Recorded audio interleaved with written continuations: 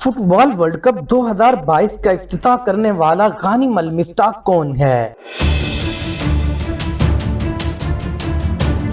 قطر میں FIFA world cup کی افتتاحی تقریب کا آغاز گزشتہ روز ہوا، جس میں تلاوت کلام پاک ایک معذور حافظ قرآن غانم المفتاح نے کی، جنہوں نے توحید اور مساوات کے درس پر مبنی سورہ حجرات کی بہت ہی عمدہ آیت کا انتخاب کیا۔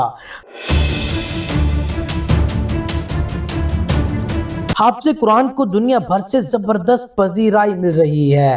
یہ حافظ قرآن غانم المفتاح، جن کی عمر 20 برس ہے، وہ 5 مئی 2002 کو قطر میں پیدا ہوا۔ غانم بچپن میں ہی وہ ایک ایسی بیماری کوڈل ریگریشن سنڈروم (CDS) کا شکار تھا، جس میں ریڑھ کی ہڈی کا زیریں حصہ نشوونما نہیں پا سکتا۔ غانم کی ابتدائی تعلیم کے لیے ان کی والدہ نے جب انہیں اسکول میں داخل کروانا چاہا تو بہت سے اسکولوں نے انکار کر دیا۔ اسکول میں وہ بالآخر داخلہ لینے میں کامیاب ہوئے۔ وہاں معذوری کی وجہ سے بچے ان کے ساتھ کھیلنے سے کتراتے تھے۔ غانم نے اپنے خاندان کی سپورٹ سے ایک فلاحی تنظیم الغانم فاؤنڈیشن کی بنیاد بھی رکھی، جو دنیا بھر میں معذور افراد کو وہیل چیئر کی فراہمی یقینی بناتی ہے۔ وہ زمانہ طالب علمی میں دستانے پہن کر فٹ بال کھیلا کرتے تھے۔ فٹ بال کے علاوہ وہ غوطہ خوری بھی کرتے ہیں۔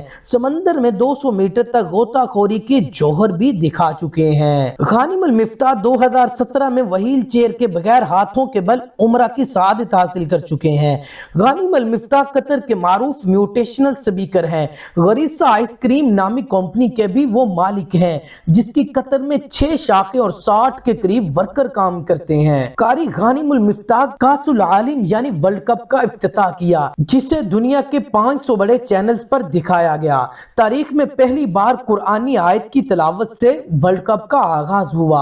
افتتاحی تقریب کا آغاز قطر کی روایت، ثقافت، تاریخ کی پرفارمنس سے ہوا۔ تقریب میں امریکی اداکار مورگن فری مین نے بھی شرکت کی، جنہوں نے عرب مغربی ثقافتوں کو متحد کرنے کی کوشش کرنے کا پیغام دیا۔